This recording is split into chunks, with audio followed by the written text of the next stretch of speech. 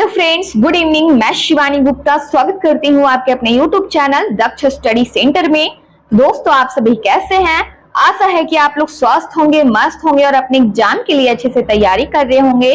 दोस्तों, आज के साइंस क्लास में दोस्तों आप सभी का मैं स्वागत करती हूँ। दोस्तों, आपके ऑल कॉम्पिटिटिव एग्जाम्स के लिए SSC, UPSC, group D, railway के लिए दोस्तों साइंस से बहुत ही टॉप दोस्तों 30 प्रश्न जो कि दोस्तों आपके एग्जाम के लिए बहुत ही इंपॉर्टेंट है।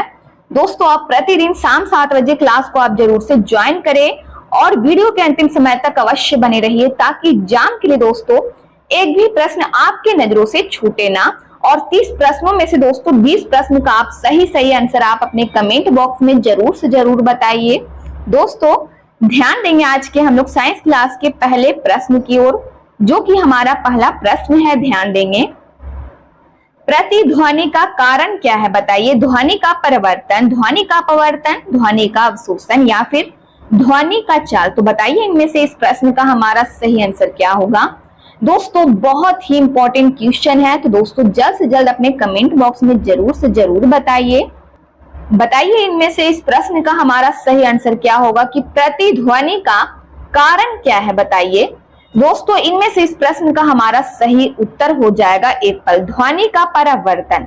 ए ऑप्शन इस प्रश्न का हमारा आंसर है कि प्रतिध्वनि का कारण ध्वनि का परावर्तन है। अगला प्रश्न है, ध्यान देंगे, झूला झूलते समय कोई व्यक्ति झूला पर खड़ा हो जाए तो उसका आवर्त काल दोस्तों बताइए बढ़ जाएगा, घट जाएगा, अपरिवर्तित रहेगा या फिर कोई नहीं। तो बताइए इनमें से इस प्रश्न का हमारा सही आंसर क्या होगा। दोस्तों, इनमें से इस प्रश्न का हमारा सही आंसर है, ध्यान देंगे कि झूला झूलते समय कोई व्यक्ति झूला पर खड़ा हो जाए तो उसका आवर्त काल दोस्तों ध्यान देंगे घट जाएगा। बी ऑप्शन इस प्रश्न का आंसर है। दोस्तों, वीडियो के अंतिम समय तक अवश्य बने रहिए। दोस्तों, बहुत इंपॉर्टेंट क्वेश्चन लाया गया है दोस्तों 30 प्रश्न, जो कि दोस्तों आपके सभी एग्जाम्स के लिए दोस्तों बहुत ही इंपॉर्टेंट है।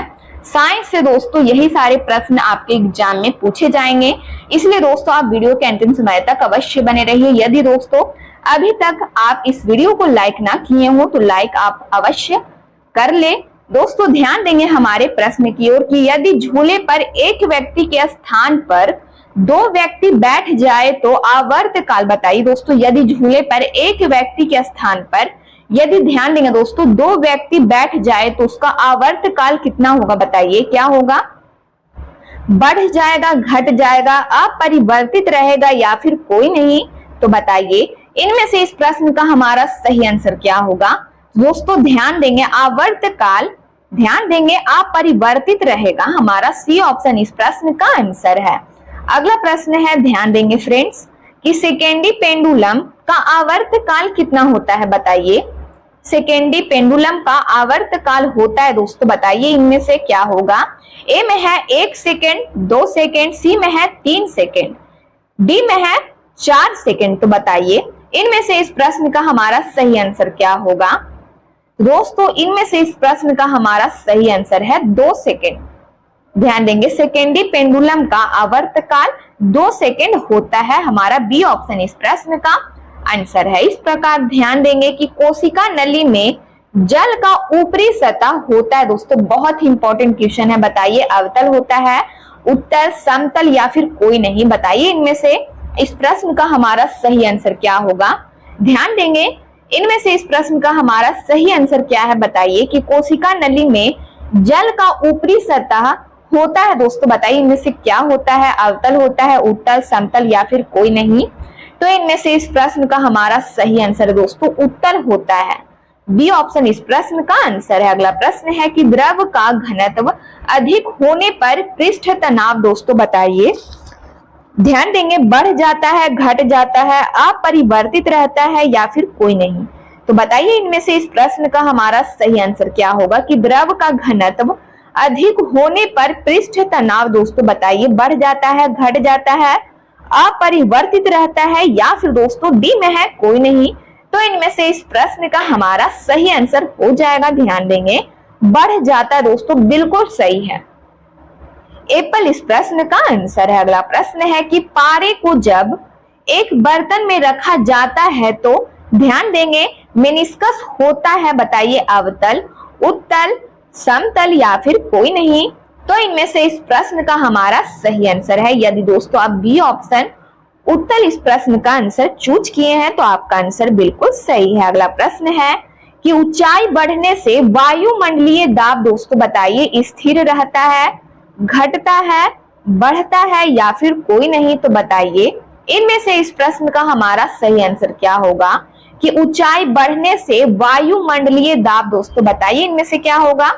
तो दोस्तों वायुमंडलीय दाब घटता है, क्या होगा, बी ऑप्शन इस प्रश्न का आंसर होगा। ध्यान देंगे दोस्तों कि ऊंचाई बढ़ने से वायुमंडलीय दाब हमारा घटता है, बी ऑप्शन इस प्रश्न का आंसर है। इस प्रकार ध्यान देंगे कि किसी वस्तु का भार अधिकतम होता है दोस्तों बताइए, बहुत ही इंपॉर्टेंट क्वेश्चन है दोस्तों। बताइए इस प्रश्न का हमारा आंसर क्या होगा कि किसी वस्तु का भार अधिकतम होता है बताइए। ए में है जल में, बी में है वायु में, सी में है निर्वात में, डी में है कोई नहीं। तो इनमें से इस प्रश्न का हमारा सही आंसर हो जाता है। ध्यान देंगे यदि आप दोस्तों इस प्रश्न का आंसर आप सी ऑप्शन इसका आंसर चूज किए हैं कि किसी वस्तु का भार अधिकतम होता है दोस्तों निर्वात में, तो दोस्तों आपका आंसर बिल्कुल सही है। हमारा सी ऑप्शन इस प्रश्न का आंसर है। अगला प्रश्न है इसी तरह दोस्तों आप कमेंट बॉक्स में 30 प्रश्नों में से दोस्तों कोशिश कीजिए कि आप 20 प्रश्न का दोस्तों सही आंसर अपने कमेंट बॉक्स में बताएं। तो हमारा अगला प्रश्न है, ध्यान देंगे, जेट इंजन किस सिद्धांत पर कार्य करता है बताइए। द्रव्यमान संरक्षण सिद्धांत पर, ऊर्जा संरक्षण सिद्धांत पर कार्य करता है या फिर रैखिक संवेग संरक्षण सिद्धांत पर, या फिर दोस्तों डी में है कोणीय संवेग संरक्षण। तो बताइए इनमें से इस प्रश्न का हमारा सही आंसर क्या होगा कि जेट इंजन किस सिद्धांत पर कार्य करता है। तो इनमें से इस प्रश्न का हमारा सही आंसर हो जाएगा दोस्तों रैखिक संवेग संरक्षण सिद्धांत पर कार्य करता है। अगला प्रश्न है कि पृथ्वी की अपेक्षा चंद्रमा का द्रव्यमान लगभग है दोस्तों बताइए कितना है, 1/4, 1/81, 1/100 या फिर डी में है 1/1000। तो बताइए पृथ्वी की अपेक्षा चंद्रमा का द्रव्यमान लगभग कितना है इनमें से। तो बताइए इनमें से इस प्रश्न का हमारा सही आंसर क्या होगा। तो इनमें से इस प्रश्न का हमारा सही आंसर है, यदि आप बी ऑप्शन 1/81 इस प्रश्न का आंसर चूज किए हैं दोस्तों तो आपका आंसर बिल्कुल सही है। हमारा बी ऑप्शन इस प्रश्न का आंसर है। अगला प्रश्न है, ध्यान देंगे कि भू अस्थायी उपग्रह पृथ्वी के चारों ओर चक्कर लगाता है बताइए 12 घंटे में, 24 घंटे में, 36 घंटा में या फिर दोस्तों 48 घंटे में। तो बताइए इनमें से इस प्रश्न का हमारा सही आंसर क्या होगा कि भू अस्थायी उपग्रह पृथ्वी के चारों ओर चक्कर लगाता है दोस्तों बताइए कितने घंटों में। तो इनमें से इस प्रश्न का हमारा सही आंसर है दोस्तों 24 घंटे में। कितने घंटे में, 24 घंटे में हमारा इस प्रश्न का आंसर है। अगला प्रश्न है कि पृथ्वी पर वायुमंडलीय दाब का कारण क्या है बताइए। क्या कारण है, गुरुत्वाकर्षण है, पृथ्वी का परिक्रमण है या फिर पृथ्वी का घूर्णन है या फिर दोस्तों कोई नहीं। तो बताइए पृथ्वी पर वायुमंडलीय दाब का कारण क्या है दोस्तों बताइए इनमें से क्या होगा इस प्रश्न का आंसर। तो दोस्तों ध्यान देंगे पृथ्वी पर वायुमंडलीय दाब का कारण गुरुत्वाकर्षण है। क्या है, गुरुत्वाकर्षण है। हमारा एप्पल इस प्रश्न का आंसर है। अगला प्रश्न है कि पृथ्वी का पलायन वेग क्या है। बहुत ही इंपॉर्टेंट क्वेश्चन है दोस्तों आपके एग्जाम के लिए कि पृथ्वी का पलायन वेग क्या है, 15 किलोमीटर पर सेकेंड या फिर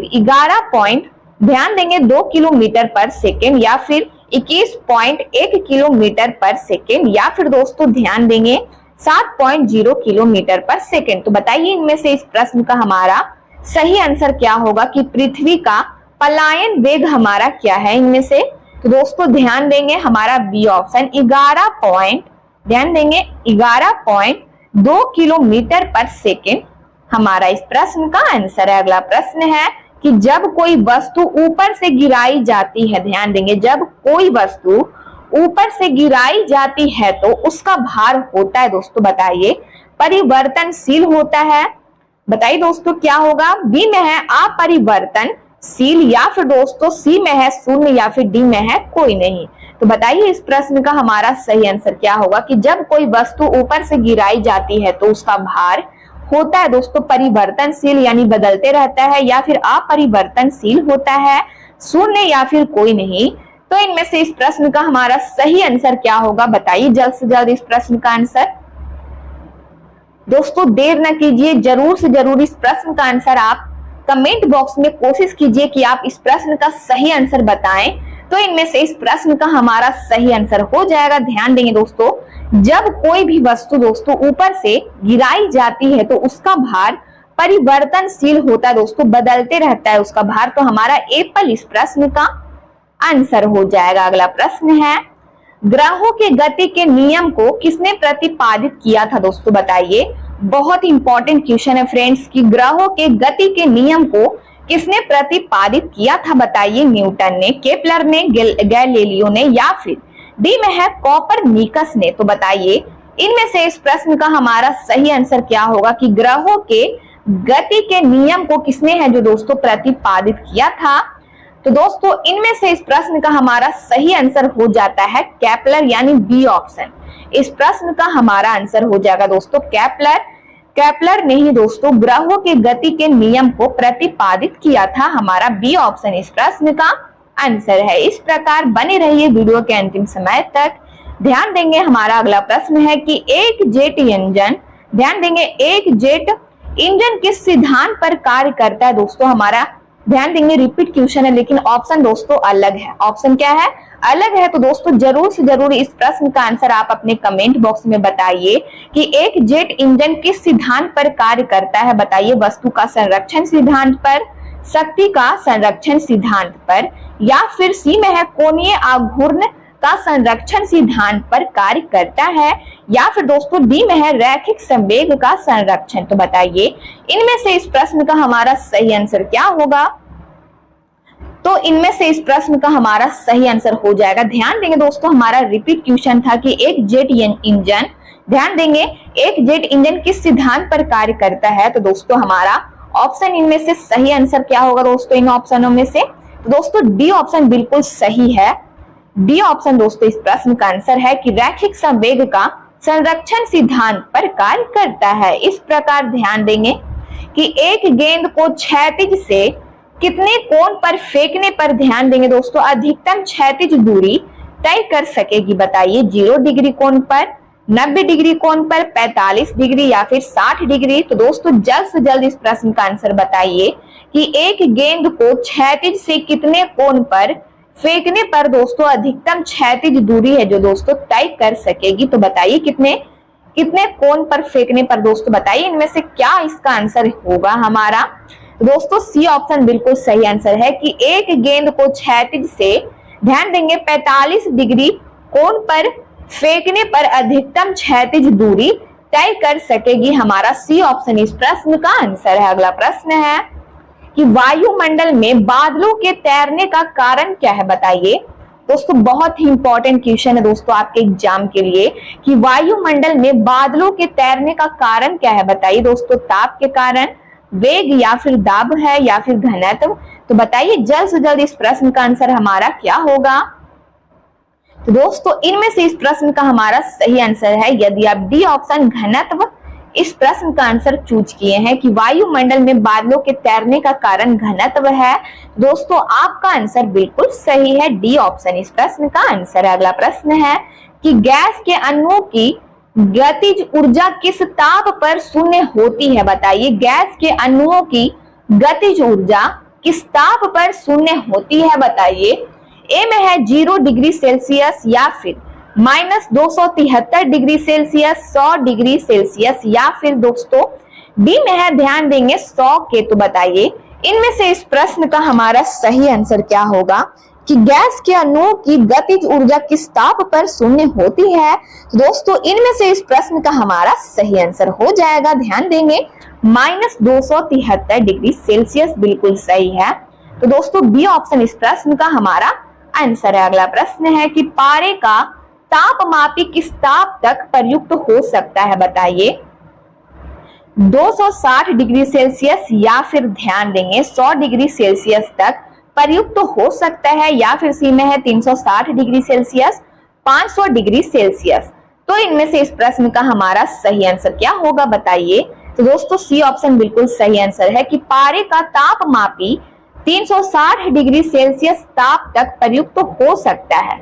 हमारा सी ऑप्शन इस प्रश्न का आंसर है। अगला प्रश्न है कि प्रिज्म द्वारा, ध्यान देंगे दोस्तों, प्रिज्म द्वारा किस रंग का विचलन अधिकतम होता है बताइए। बैगनी रंग का, लाल रंग का, नारंगी रंग का, या फिर हरा रंग का।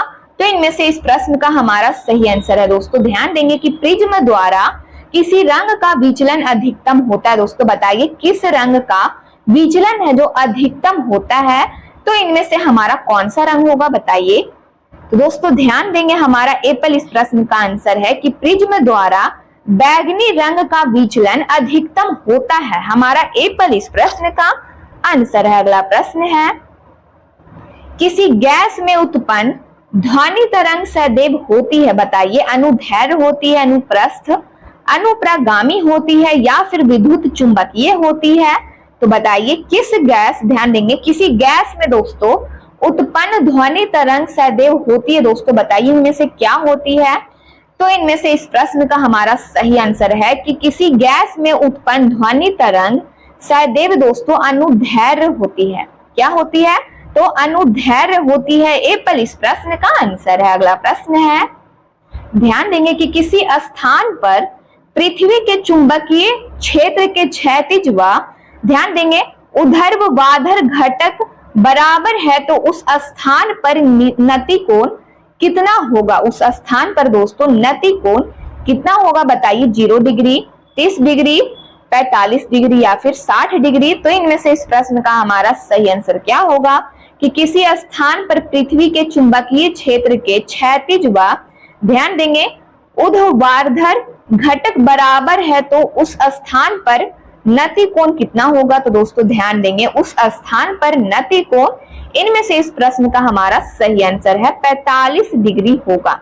हमारा सी ऑप्शन इस प्रश्न का आंसर है। अगला प्रश्न है द्रव्य तरंगों की तरंगदैर्घ्य निर्भर नहीं करती है बताइए। संवेग पर निर्भर नहीं करती है, चाल पर, द्रव्यमान पर, आवेश पर। तो बताइए किस पर निर्भर नहीं करती। दोस्तों इनमें से इस प्रश्न का हमारा सही आंसर क्या होगा बताइए कि द्रव्य तरंगों की तरंगदैर्घ्य निर्भर नहीं करती है। दोस्तों बताइए किस पर निर्भर नहीं करती है। तो इनमें से इस प्रश्न का हमारा सही आंसर हो जाएगा डी ऑप्शन, आवेश पर निर्भर नहीं करती है। डी ऑप्शन इस प्रश्न का आंसर है कि द्रव्य तरंगों की तरंगदैर्घ्य, ध्यान देंगे, आवेश पर निर्भर नहीं करती है। अगला प्रश्न है कि कौन सा कण सबसे अधिक अस्थायी है बताइए। प्रोटॉन, न्यूट्रॉन, इलेक्ट्रॉन, या फिर कण। तो बताइए इनमें से इस प्रश्न का हमारा सही आंसर क्या होगा। दोस्तों ध्यान देंगे बी ऑप्शन बिल्कुल सही आंसर है हमारा कि न्यूट्रॉन कण है जो दोस्तों सबसे अधिक अस्थायी है। न्यूट्रॉन कण है जो दोस्तों सबसे अधिक क्या है, अस्थायी है। बी ऑप्शन इस प्रश्न का हमारा आंसर है। अगला प्रश्न है ध्यान देंगे कि एंगस्ट्रम क्या मापता है बताइए। एंगस्ट्रम क्या मापता है? द्रव्य की मात्रा को मापता है, प्रकाश तरंगदैर्घ्य को मापता है, या फिर केबल की लंबाई को मापता है, या फिर जहाज की गति को मापता है। तो बताइए दोस्तों एंगस्ट्रम क्या मापता है इनमें से।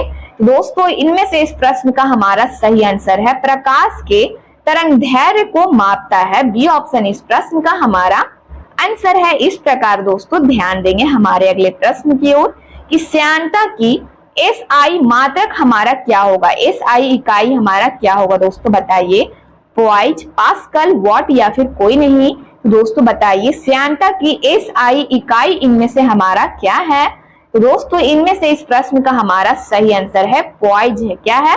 पॉइज हमारा इस प्रश्न का आंसर है। अगला प्रश्न है एक फैदम बराबर है दोस्तों बताइए 6 मीटर, 6 फीट, 60 फीट, या फिर 100 सेंटीमीटर। तो बताइए एक फैदम बराबर हमारा इनमें से क्या होगा।